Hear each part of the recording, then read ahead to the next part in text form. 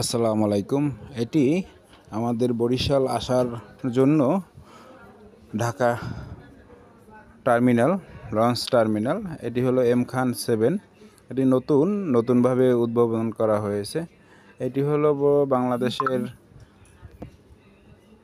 ভিতরে সর্বোচ্চ বড় লঞ্চ। এটি টার্মিনাল, ঢাকা টার্মিনাল এম খান 7, কীর্তনখোলা 7, এবং বিভিন্ন লঞ্চ, নতুন লঞ্চ তৈরি করা হয়েছে বরিশালগামী, ঢাকা টু বরিশাল, বিলাসবহুল। এটি ডেকে এখানে 250 থেকে 300 টাকা। এটা হচ্ছে শুভরাজ, এটিও নতুন নামানো হয়েছে। এটি ঢাকা, এটি বরিশাল লঞ্চঘাট। এখানে আপনার আসার জন্য,